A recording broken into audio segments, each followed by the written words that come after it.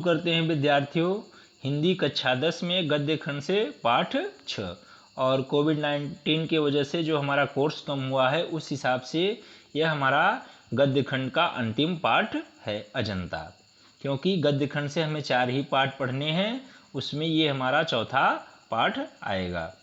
तो इस पाठ के लेखक हैं डॉक्टर भगवत शरण उपाध्याय। इसके पहले मैंने इनका जीवन परिचय पढ़ा दिया है। बहुत ही अच्छा पाठ है। देखिए, जिंदगी को मौत के पंजों से मुक्त कर उसे अमर बनाने के लिए आदमी ने पहाड़ काटा। ध्यान दीजिए कि जिंदगी को मौत के पंजे से मुक्त कर, अर्थात मनुष्य बिना डरे अपने मौत से बिना डरे कठिन से कठिन कार्य करने के लिए पत्थरों को उसने काट दिया बिना किसी डर और भय के। अमर बनाने के लिए आदमी ने क्या किया? पहाड़ काटा। अपने आप को अमर बनाने के लिए, अपने कार्यों को भविष्य में आने वाले पीढ़ियों को दिखाने के लिए बिना मौत से डरे उसने पहाड़ को काट दिया। किस तरह इंसान की खूबियाँ की कहानी सदियों बाद आने वाले पीढ़ियों तक पहुँचाई जाए, अर्थात कि किस तरह हमारे आने वाले पीढ़ियों तक हम अपने आज के वर्तमान की कहानी को पहुँचाएं, इसके लिए आदमी ने कितने ही उपाय सोचे और किए। उसने चट्टानों पर अपने संदेश खोदे ताकि आने वाले भविष्य को हमारे संदेश के बारे में पता चले। ताड़ों से ऊंचे, धातुओं से चिकने, जो ताड़ के पेड़ होते हैं उससे ऊंचे, और धातुओं से चिकने, जो धातुएं होती हैं सोना चांदी, तमाम प्रकार पीतल, तमाम प्रकार के जो धातुएं होते हैं उससे भी चिकने पत्थर के खंभे खड़े किए। जो पत्थरों के खंभे खड़े, ऊंचे ऊंचे खंभे पत्थर के खड़े किए और वह धातुओं से भी चिकने थे। तांबे और पीतल के पत्थरों पर अक्षरों के मोती बिखेरे, और तांबे और जो पीतल होता है, धातुएं होता है, उसको पेज की तरह बनाकर उस पर उन्होंने अक्षरों के मोती बिखेरे, अर्थात अपने संदेशों को खुदवाया, अपने अच्छे कार्यों को उस पर लिखवाया। और उसके जीवन मरण की कहानी सदियों के उतार पर सरकती चली गई, और जो उनके जीवन मरण की कहानी थी उसको वह उस पर लिखते चले गए, जो आज हमारी अमानत विरासत बन गई है। वही चीज़ें आज हमारी अमानत हैं और विरासत भी है। इन्हीं उपायों में से एक उपाय पहाड़ काटना भी रहा, अर्थात अपने विरासत को, अपने वर्तमान को आने वाली पीढ़ियों तक कैसे पहुंचाया जाए, सारे उपाय करते हुए इन्हीं उपायों में से उन्होंने एक उपाय अपनाया, पहाड़ को काटना। सारे प्राचीन सभ्य देशों में पहाड़ काटकर मंदिर बनाए गए। जो प्राचीन समय में, पिछले समय में जो अच्छे देश थे, सभ्य देश थे, वहाँ पर पहाड़ों को काटकर मंदिर बनाया गया, और उनकी दीवारों पर एक से एक अभिराम चित्र लिखे गए। और उन दीवारों पर जो मंदिर बनाए गए उस पर अनेक प्रकार के चित्र बनाए गए। आज से कोई 2,2500 साल पहले से ही हमारे देश में पहाड़ काटकर मंदिर बनाने की परिपाटी चल पड़ी थी। अजंता की गुफाएं पहाड़ काटकर बनाई जाने वाली देश की सबसे प्राचीन गुफाओं में से है। जैसे एलोरा और एलिफेंटा की सबसे पिछले काल की हैं ये गुफाएं हैं। देश की गुफाओं या गुफा मंदिर में सबसे विख्यात अजंता के हैं। जो देश की अनेक प्रकार की गुफाएं हैं या गुफा मंदिरें हैं, अर्थात जो पहाड़ों के अंदर मंदिर बनाए गई हैं, उसमें भी सबसे विख्यात अजंता की गुफाएं हैं, जिनकी दीवारों और छतों पर लिखे चित्र दुनिया के लिए नमूने बन गए हैं। जो गुफाएं हैं उनकी जो दीवारें हैं, उनके छतों पर, उनके दीवारों पर जो चित्र बनाए गए हैं, नमूने बने हैं, वह दुनिया के लिए क्या बन गए हैं? आश्चर्यचकित करने वाले वस्तुएं बन गई है। चीन के तुन हुयांग और लंका के सिमरिया की पहाड़ी दीवारों पर उसी के नमूने के चित्र नकल कर लिए गए थे। अर्थात चीन में और श्रीलंका में हमारे देश की जो अजंता की गुफाएं हैं, जो चित्र बने हैं, उसकी नकल करके वहां पर बनाए गए हैं। और जब अजंता के चित्रों ने विदेशों को इस प्रकार अपने प्रभाव से निहाल किया, तब भला अपने देश के नगर देहात उनके प्रभाव से कैसे निहाल न होते। अर्थात जो अजंता की गुफाएं थी, वहाँ पर जो चित्रकारी थी, वह विदेशों तक अपने प्रभाव को वह फैलाया, तो हमारे देश के नगर देहात के लोग उससे कैसे न निहाल होते। वाघ और सित्तन वसल की गुफाएं उसी अजंता की परंपरा में हैं। जिनकी दीवारों पर जैसे प्रेम और दया की एक दुनिया ही सिरज गई, और जैसे संग साजों ने उन गुफाओं पर रौनक बरसाई। चितेरे जैसे रंग और रेखा में दर्द, अर्थात जो रंग भरने वाले थे, उन्होंने उन चित्रों में और रौनक बरसा दी। उन चित्रों के माध्यम से उन्होंने दर्द और दया की कहानी लिखा।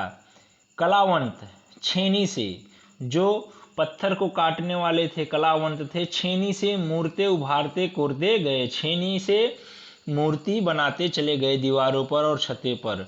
वैसे ही अजंता पर कुदरत का नूर बरस पड़ा। जैसे ही वो बनाते चले गए, वैसे ही अजंता की गुफाओं में कुदरत अर्थात भगवान का नूर बरस पड़ा।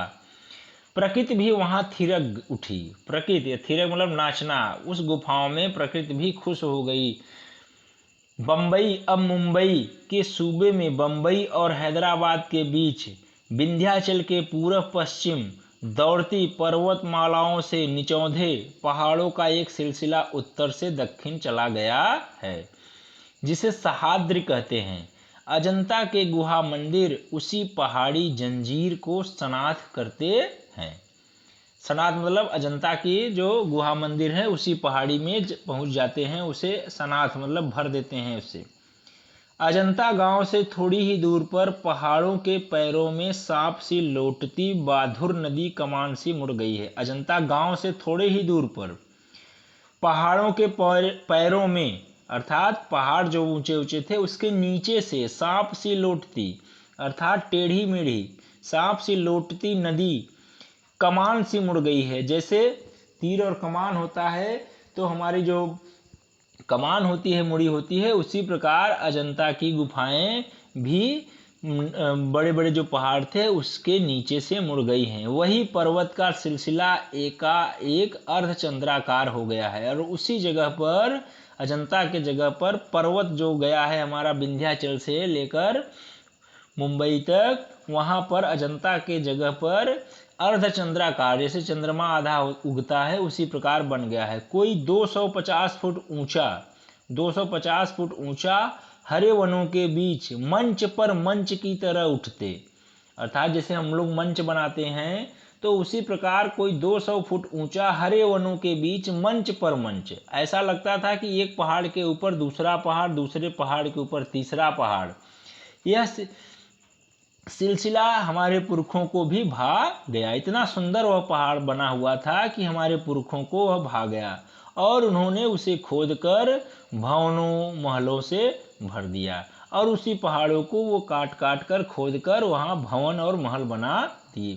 सोचिए जरा, ठोस पहाड़ की चट्टानी छाती और कमजोर इंसान का उन्होंने मेल जो किया तो पर्वत की हिया अर्थात हृदय दरकता चला गया। अर्थात कमजोर इंसान ने जब छेनी और हथौड़ी से पर्वत को तोड़ते चले गए तो पर्वत का भी दिल टूट गया, अर्थात वह भी टूटने लगा, और वहाँ एक से एक बरामदे, हाल और मंदिर बनते चले गए। पहले पहाड़ काटकर उसे खोखला कर दिया गया, पहले अंदर से पूरे पहाड़ को काटकर उसे खोखला कर दिया गया, फिर उसमें सुंदर भवन बना लिए गए, और फिर उसमें सुंदर भवन बना लिए गए जहाँ खंभों पर उभारी मूर्तें, और जो खंभे थे उसमें मूर्तियां बनाई गई जो बेहस उठी, अर्थात वह मूर्तियां देखने पर ऐसे लगते थे जैसे हंस रही हो, सजीव हो, एकदम हमारे सामने खड़े हो। भीतर की समूची दीवारें और छतें रगड़कर चिकनी कर ली गई, और जो भीतर की दीवारें थी और छतें थी उसे रगड़कर चिकनी बना दी गई, एकदम सुंदर मखमल की तरह। तब उनकी जमीन पर चित्रों की एक दुनिया ही बसा दी गई, और दीवारों पर और छतों के जो जमीन थे उस पर चित्र ही चित्र बना दिए गए। पहले पलस्तर लगाकर आचार्यों ने उन पर लहराती रेखाओं में, पहले उन पहाड़ों पर पलस्तर लगाया गया, जैसे सीमेंट का या जो भी पहले जो भी चित्र अगर बनाया जाता है तो प्लास्टर करके उसी पर छेनी हथौड़ी से उसी पर चित्र बनाते चले जाते हैं। तो उसी प्रकार दीवारों पर पहले पलस्तर लगा दिया आचार्यों ने, फिर उन पर लहराती रेखाओं में चित्रों की काया सिरज दी, और पलस्तर लगाने के बाद उन्होंने उन्हीं पलस्तरों में चित्र बना दिए।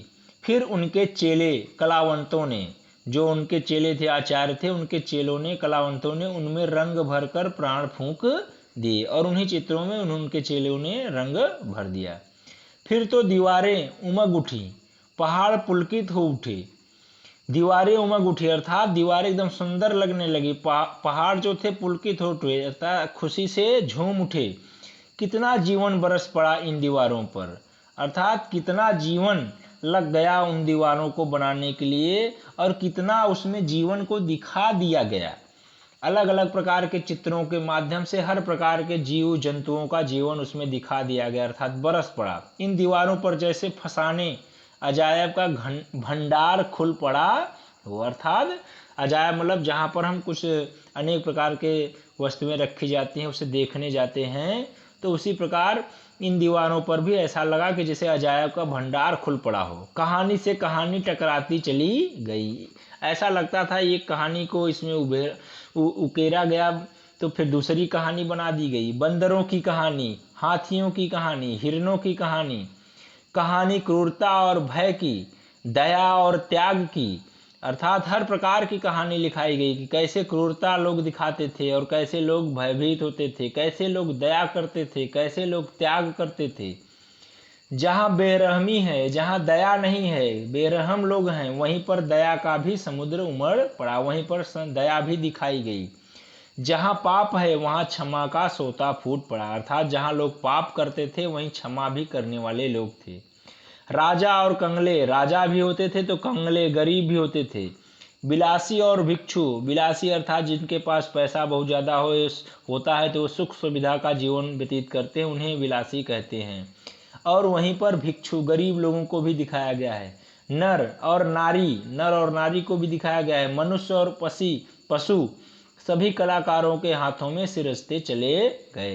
हैवान की हैवानी को इंसान की इंसानियत से कैसे जीता जा सकता है, कोई अजंता में जाकर देखे।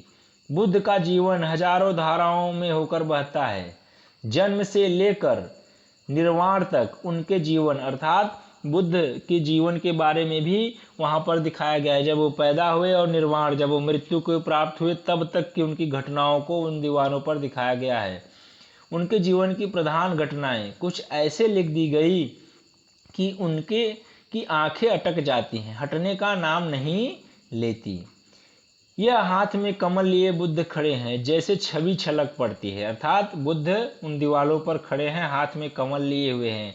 चित्र को देखने से ऐसा लगता है कि जैसे सामने दिखाई दे रहे हैं। उभरे नैनों की ज्योत परसती जा रही है, उनके जो नैन हैं उसमें एक प्रकाश है जो पसरती जा रही है, जो हमको दिखाई दे रही है कि जैसे वो हमें देख रहे हैं।